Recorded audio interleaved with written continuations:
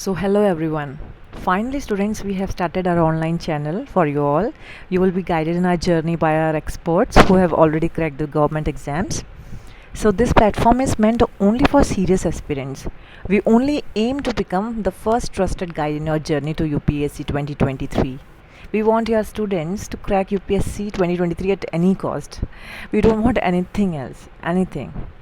Cause we understand your journey. Because we have been through it once. And if any of you have any queries, you may ask in the comment section. We want one promise from you. Yes, one promise that you will be a serious learner, having proper schedule, and will attend all our classes in time. You won't skip even a single. As we want you to crack the exam at any cost, and it will be our win. We are also working hard to spare some time for you all in our schedule, and yes, there will be live test and you will be rewarded as per your results. Listen carefully that you will all be rewarded as per your results and scores. Our teaching pattern will be little different from others, which will be good for you all, as there is much competition and you have to choose a smart way, not a oh so common way. All right, you should not only work hard, but you should work smarter also than others. So gear up, aspirants, we are ready and we need your attention all along. So this is a type of introduction from us to you, and now without wasting much time, let's begin our session for today.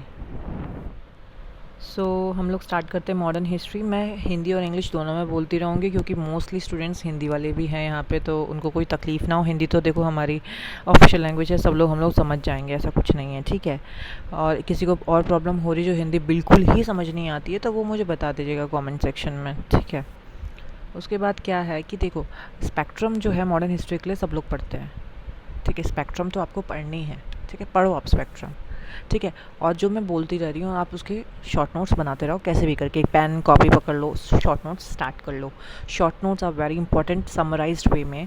It's very very very important. आप सोचो mother father God है हमारे लिए.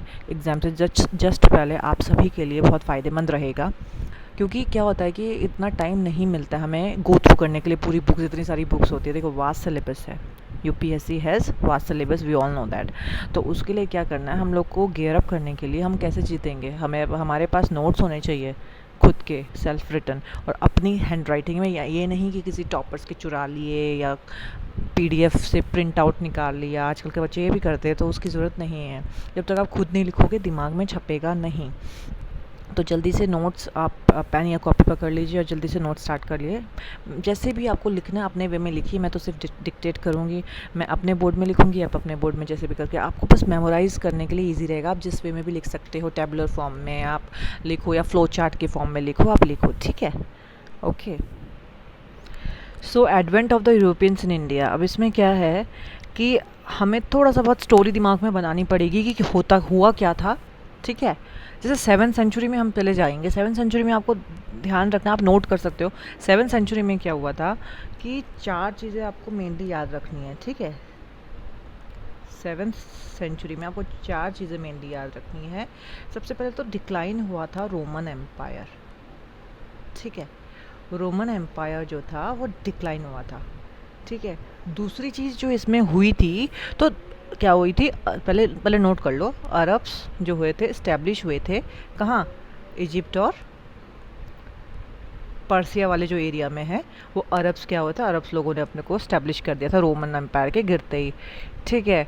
और इसमें क्या हुआ था, उस वजह से अरब्स जब इस्टेब्लिश हुए तो उन लोगों ने इंडिया एंड यूरोप के बीच में जो कॉन्टैक्ट था वो हिंडर किया, ठीक है.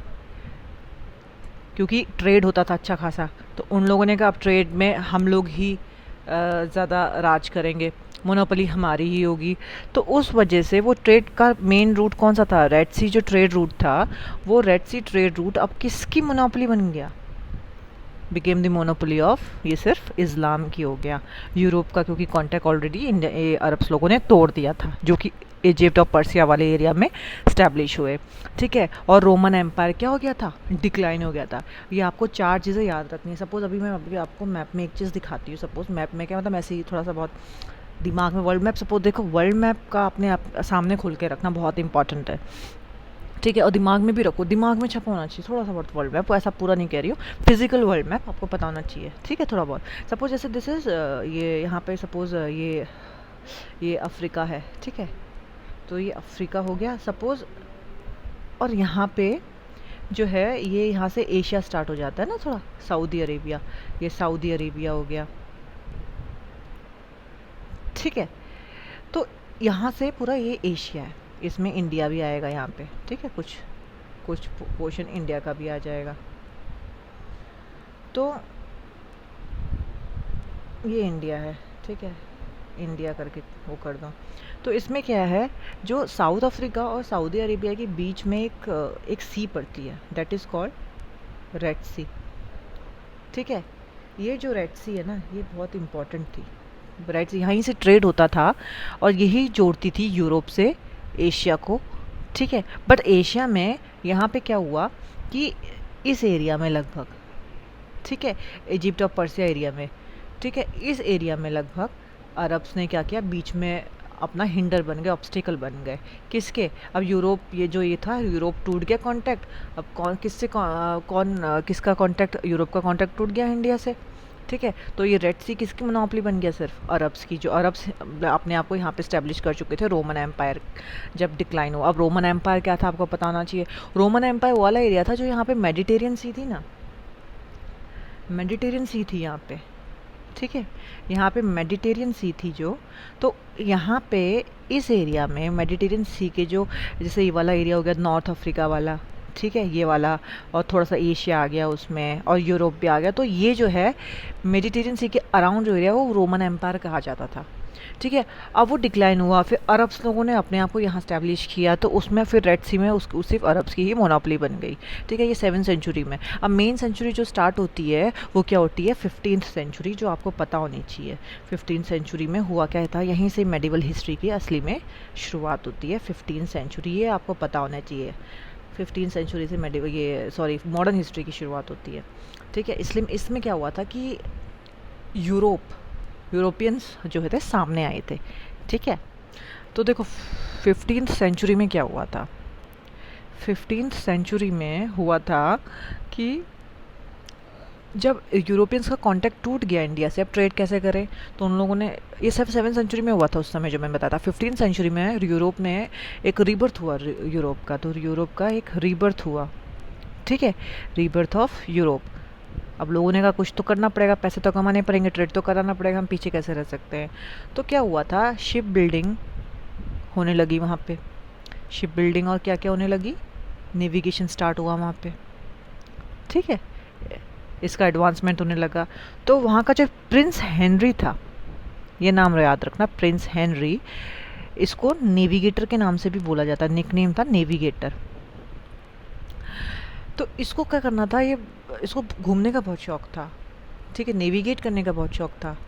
तो उसने सोचा कि अब he was very obsessed for finding a sea route to India, ठीक है। अब आपको ये याद रखना, प्रिंस हेनरी जो नेविगेटर था, मतलब वो he was set to find the sea route to India, prince Henry का ये रोल था, ठीक है। तो इसको क्या हुआ, एक बुल दे दिया, किसने दिया, पोप निकोलस 5 ने इसको एक बुल दिया, जिसमें क्या था, राइट टू नेविगेट, है ना, नेविगेटर था वो, तो राइट टू नेविगेट दे दिया उसको, राइट टू नेविगेट, ठीक है, मतलब तुम जाओ भाई, राइट है तुम्हें, नेविगेट करो, ढूंढो, क्रिश्चियनिटी फैलाओ, जहाँ जहाँ तक जा सकते हो, एक राइट दे दिया पोप निकोलस 5 ने, ठीक है।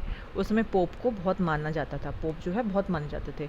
इन 1450, ये 1454 की बात है जब इसको राइट मिला, राइट टू नेविगेट। तो ये 4 चीज़ें आपको याद रखनी कि रीबर्थ हुआ यूरोपियंस का, शिप बिल्डिंग और नेविगेशन स्टार्ट हुआ, वहाँ पे प्रिंस हेनरी और पोप निकोलस 5 जो है सामने आए, ठीक है, इन लोगों ने नेविगेशन स्टार्ट करी, ठीक है। तो ये चीज़ आपको 15th सेंचुरी की याद रखनी है। अब देखो याद रखना, नेक्स्ट इंपॉर्टेंट जो ईयर है 15th सेंचुरी के बाद, ठीक है, 15th सेंचुरी हमने डिस्कस कर दी। 15th सेंचुरी में ही एक 1494 इम्पॉर्टेंट ईयर है, उसमें है ट्रीटी ऑफ टॉर्डेसलास हुई थी, ट्रीटी ऑफ टॉर्डेसलास।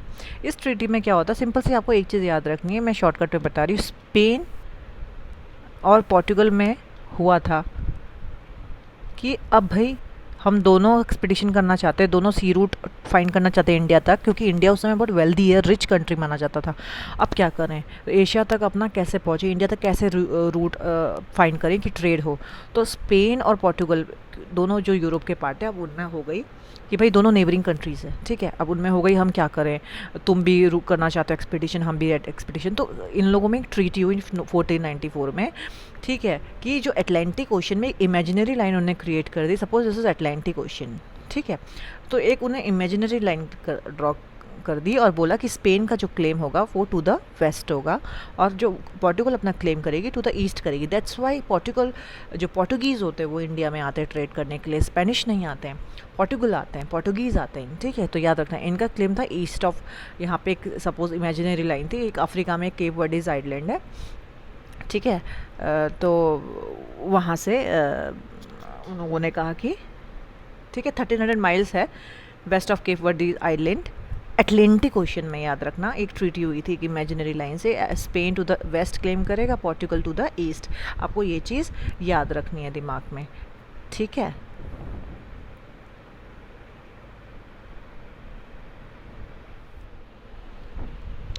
देखो अब कुछ साल पहले ही, ट्रीटी के कुछ साल पहले ही 1487 में, आपको पता होना चाहिए क्या हुआ था, कि थोड़ा सा हम लोग डायस कहते थे, एक डायस हुआ करता था पोर्टुगीज नेविगेटर, ठीक है। तो डायस ने क्या किया, एक अफ्रीका के जो टिप में ना एक वो है यहाँ पे एक हॉर्न टाइप का, उसको केप ऑफ गुड होप कहते हैं। तो उसको ना उसने राउंड, मतलब वो मारने में सक्षम रहा, ही वॉज केपेबल।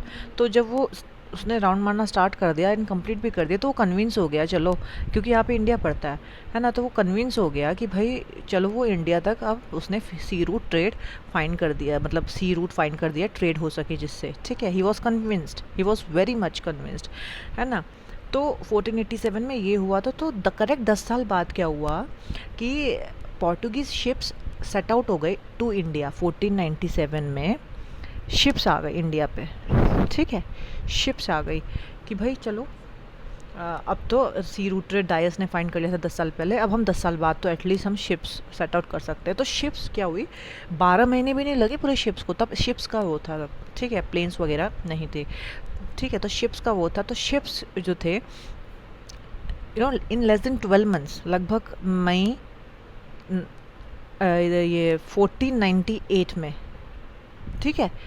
सोच ये 1497 में स्टार्ट हुआ एक्सपीडिशन, और 1490 मई 1948 में लगभग 11 महीने भी नहीं लगे होंगे, उन्होंने मई 1498 पे वो इंडिया तक पहुंच गए शिप्स के साथ, ठीक है। आपको ये याद रखना कि शिप्स के साथ पहुंच गए वो, ठीक है। स्टोरी थोड़ा दिमाग में बना के चलो कि क्या हुआ था 7th सेंचुरी में, क्या हुआ था 15th सेंचुरी में, क्या हुआ था। फिर ट्रीटी ऑफ टॉर्डेसलास हुई थी 1494 में। फिर कुछ साल पहले इसके जस्ट पोर्टुगीज जो डायस थे 1487 में, वो केप ऑफ गुड होप उन्होंने राउंड कर लिया था। फिर करेक्ट 10 साल बाद शिप्स भी आ गई थी इंडिया में, और फाइनली मई 1948 में वो शिप्स पहुँच गई थी। अब किसके अंडर पहुँची थी, कौन मिशन वो लीड कर रहा था, अब ये आके मैं बताती हूँ, ठीक है। अब जो लीड कर रही थी, जो शिप्स आई थी, वो आई थी 3 शिप्स आई थी। किसके अंडर आई थी, वास्को डी गामा। यहाँ पे आता है वास्को डी गामा का नाम सामने, ठीक है। तो ये शिप्स जब आई थी मई 1948 में पहुँची, 3 शिप्स वर अंडर हिम। और कौन था पायलट इसका, 3 शिप्स थे, पायलट थे गुजराती पायलट था कोई, अब्दुल माजिद नाम से, ठीक है। थोड़ा बहुत स्टोरी देखो वैसे ही आपको दिमाग में अगर बन जाएगी तो आपके लिए ईजी रहेगा। अब्दुल माजिद कौन था, पायलट था, ठीक है। ये कैलीकट में अराइव हुई, ठीक है। ये सबसे पहले, आपको पता नहीं, सबसे पहले जो शिप अराइव हुई इंडिया पे कैलीकट में अराइव हुई।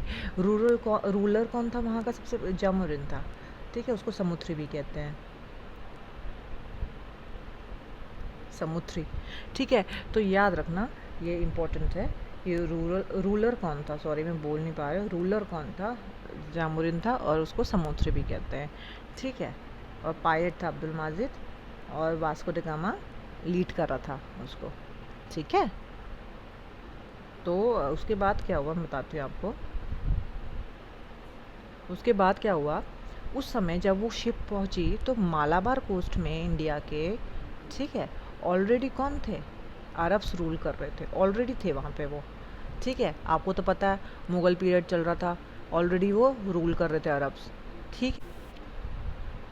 सो पेड्रो एक नाम का अल्वारेज कैब्रल नाम का एक था, इनके साथ ही आया था, ठीक है, वास्को डे गामा के साथ।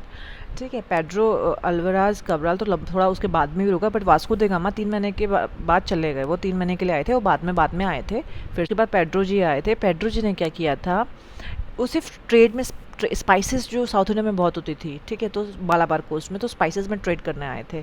ठीक है, आपको इतना सा याद रखना, उन्होंने फैक्ट्री इस्टेब्लिश करी कैलीकट में 1500 में।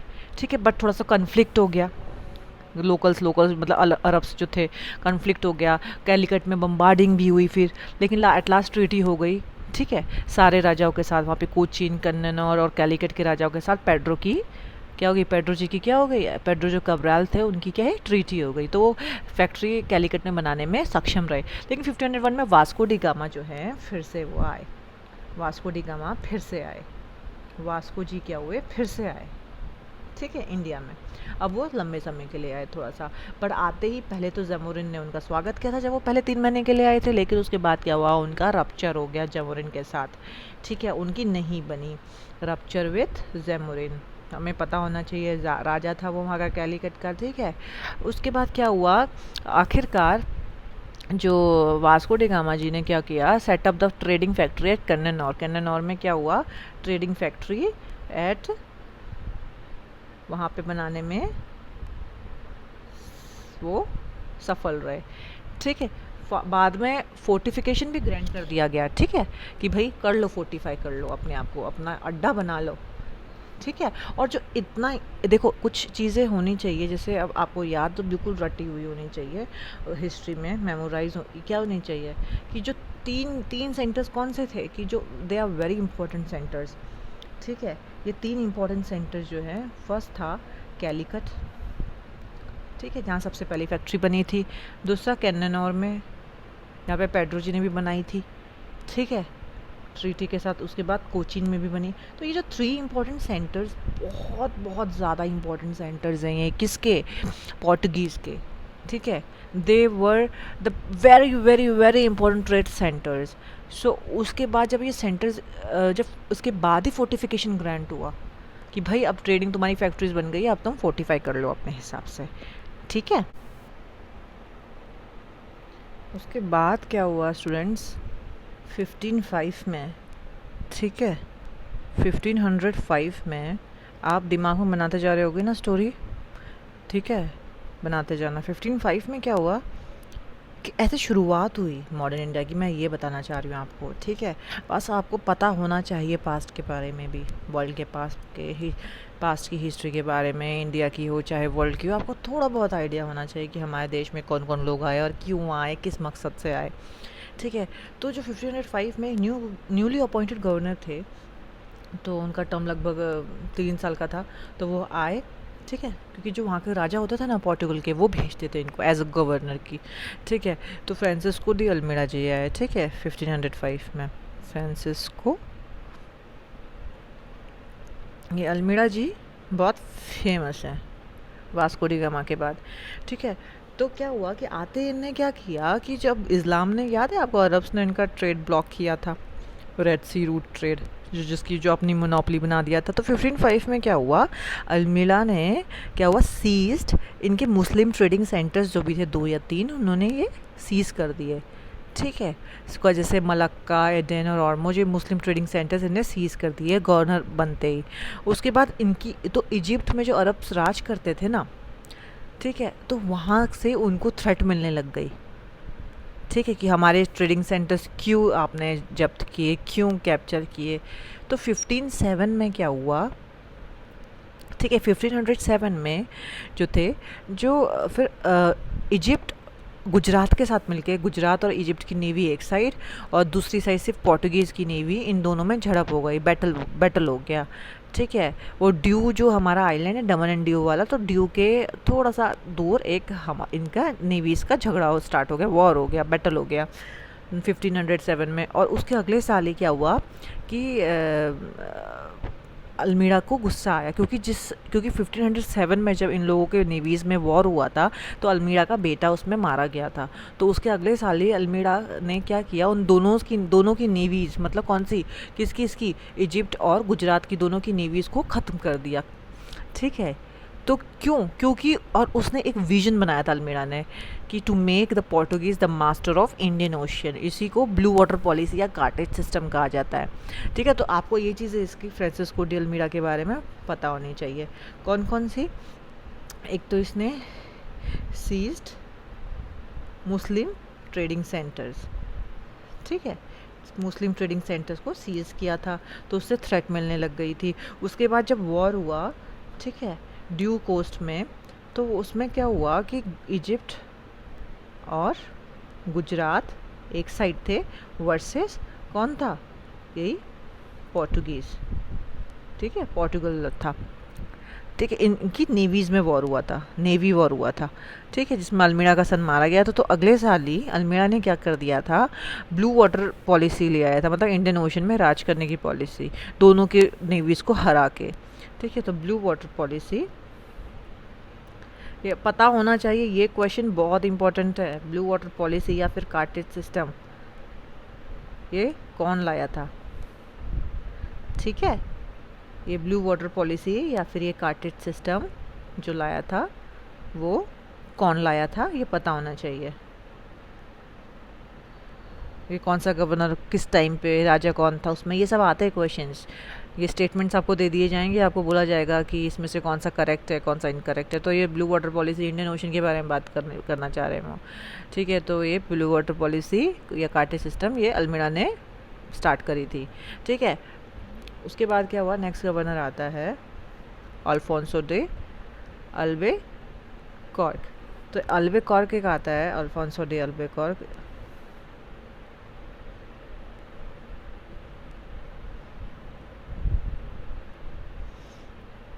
नाम बड़ा है इनका। ये नेक्स्ट गवर्नर के रूप में आते हैं। ठीक है, जब ये नेक्स्ट गवर्नर के रूप में आते हैं तो क्या होता है, इन्होंने क्या क्या चीज़ें करी हैं। ये रियल फाउंडर थे, वैसे पोर्टुगीज़ के रियल फाउंडर थे। ईस्ट में जब क्लेम हुआ था ना कि पोर्टुगीज़ ईस्ट में जाएगा, स्पेन वेस्ट में जाएगा, ट्रीटी ऑफ टॉर्डेसलास, तो पोर्टुगीज़ जो ईस्ट में असली में जो इनका जो पावर स्टैब्लिश हुई है ईस्ट में पोर्टुगीज़ की, the real founder was Alfonso de Albuquerque. ठीक है, स्ट्रेटेजिक कंट्रोल भी इनने इंडियन ओशन में किया, जैसे blue water policy Indian ocean में तो वो लाए थे फ्रांसिस्को डे अल्मीड़ा जी। उसके बाद जो स्ट्रेटेजिक कंट्रोल जो सिक्योर किया है ना, कंट्रोल में जो लाए हैं वो सी बेसिस बना के, तो ये सी बेसिस बना के ना ओवर इंडियन ओशन इन्होंने बनाए हैं, कंट्रोल इन्होंने किया है। ठीक है, विजन उनने देखा था अल्मीड़ा जी ने, इन्होंने सी बेसिस बना के स्ट्रेटेजिक कंट्रोल किया है ओवर इंडियन ओशन। मतलब रियल फाउंडर असली में तभी इन्हें कहा जाता है। ठीक है, जो परमिट सिस्टम, ये भी इम्पॉर्टेंट है, ये परमिट सिस्टम जो है इन्होंने बनाया था। ठीक है, परमिट सिस्टम इन्होंने बनाया था कि जो इनकी शिप्स के अलावा जो भी अदर शिप्स आएगी वो क्या होगी, क्या बोलते हैं, उनको सी बेस बनाने में या शिप बिल्डिंग वहाँ सेंटर्स बनाने में उनको उनके ऊपर जो कंट्रोल करेगा वो कौन करेगा? इनकी नेवी करेगी।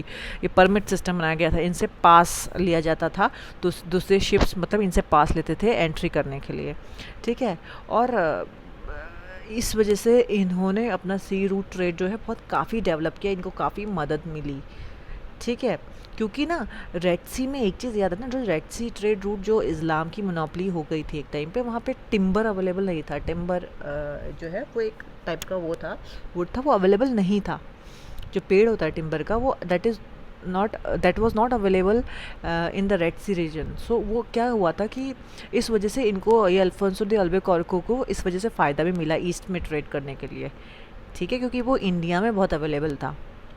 ठीक है, तो उनको इंडिया से सी रूट ट्रेड फाइंड हो गया था, तो उनको वो ज़्यादा फ़ायदेमंद लगा। ठीक है, क्योंकि रेड सी ट्रेड रूट तो उनके लिए ब्लॉक हो गया था। अब उन्होंने जो नया ट्रेड रूट फाइंड कर लिया था, तो दे वर क्वाइट सेटिस्फाइड कि at least the availability of timber is there in this region. ठीक है, अब क्या हुआ था कि 1510 में क्या हुआ था, एक और चीज़ ने गई थी कि ये अल्फोंसो डे अल्बेकॉर्क ने क्या किया था 1510 में, जो किया था, गोवा भी बहुत इंपॉर्टेंट है, गोवा एक्वायर किया था फ्रॉम सुल्तान ऑफ बीजापुर। ठीक है, गोवा एक्वायर किया था सुल्तान ऑफ बीजापुर से उस समय, याद रखना। और गोवा जबकि सुलताना बीजापुर का मोस्ट ट्रेडिंग इंपॉर्टेंट पोर्ट हुआ करता था उस टाइम।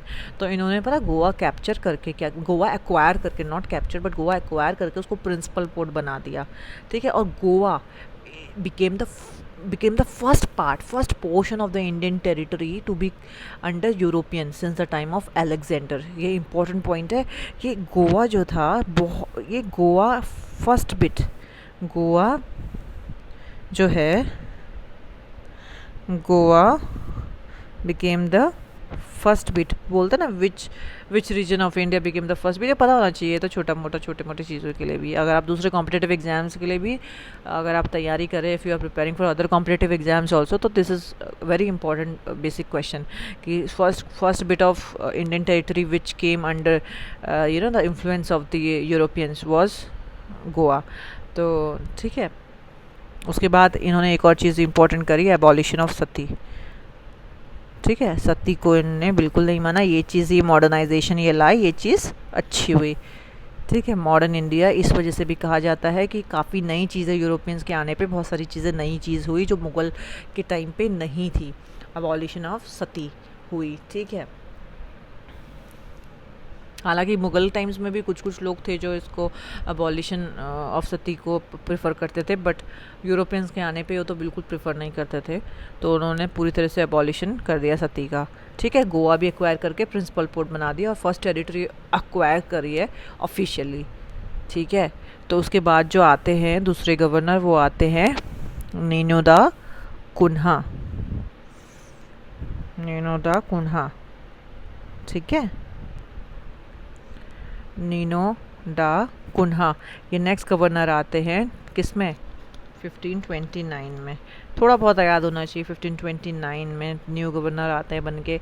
इन्होंने क्या हुआ था, जो अल्फोंसो डी अल्बुकर्क ने क्या किया था, गोवा एक्वायर किया था ना, उन्होंने एक साल बाद ही उसको ना अपना वो बना दिया था, एक साल बाद हेडक्वार्टर बना दिया था पोर्टुगीज़ गवर्नमेंट का। तो गोवा को हेडक्वार्टर बना दिया था, कहाँ, जो पहले क्या हुआ करता था, कोचीन हुआ करता था, तो कोचीन से हटा के अब कोचीन नहीं हुआ करता है, अब कोचीन नहीं है हेडक्वार्टर, अब क्या है, गोवा था।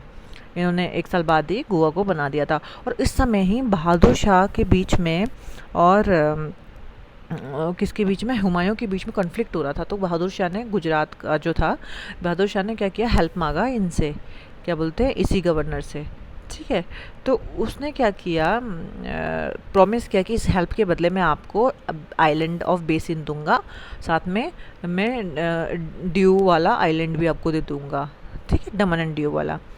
तो क्या हुआ कि इसी बीच 1536 के अराउंड ही वो हुमायूं ऑलरेडी वो विड्रो खुद ब खुद गुजरात से चला गया, उसको कुछ काम पड़ेगा, वो चला गया।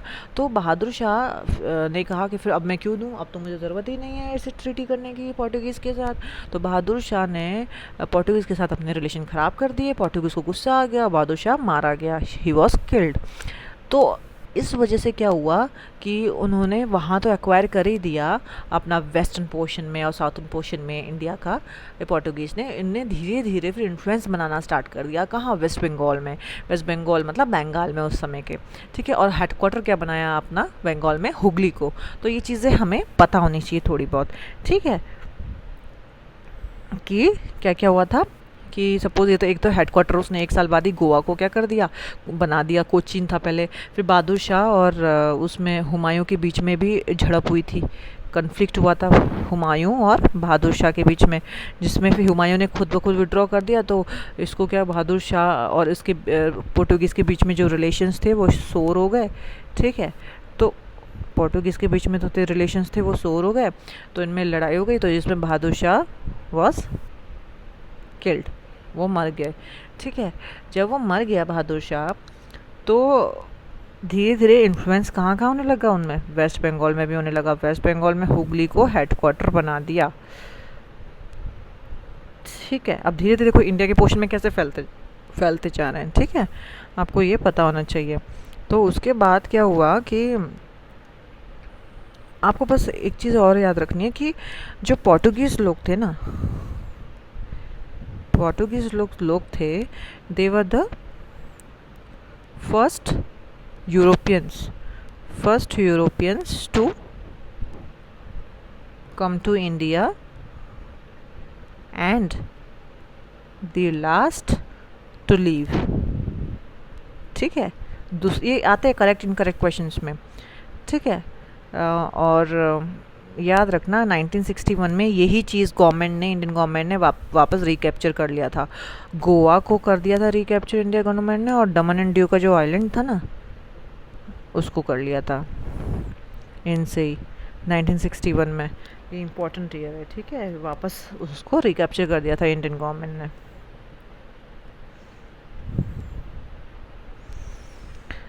ठीक है,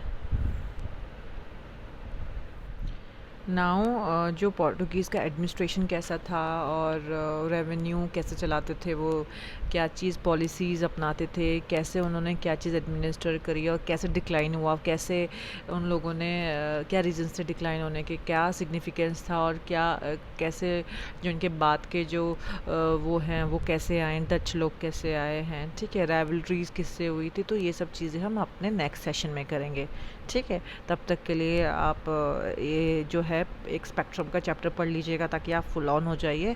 साथ में वर्ल्ड मैप ज़रूर देखिएगा, जो 2 चीज़ें मैंने आपको बताई है, Mediterranean sea and red sea वाला एरिया जो है आपको, red sea to trade route वाला, और जो ट्रीटी ऑफ टॉर्डेसलास मैप में एक बार जो लाइन डिमार्केटेड है एक बार देख लीजिएगा। ठीक है, जो भी प्रॉब्लम होगी आप वर्ल्ड मैप देख, अगर मैं आपको पका दूंगी तो आप नहीं करेंगे खुद से। जब तक आप खुद से नहीं देखेंगे आपको ध्यान नहीं होगा। तो आपसे मिलते हैं मैं नेक्स्ट सेशन में। तब तक आप ये सब चीज़ें, आपको होमवर्क है आप कर लीजिएगा कंप्लीट। ठीक है, और कोई भी क्वेश्चन हो, क्वेरी हो, आप मुझे कमेंट सेक्शन में पूछ सकते हैं। Thank you.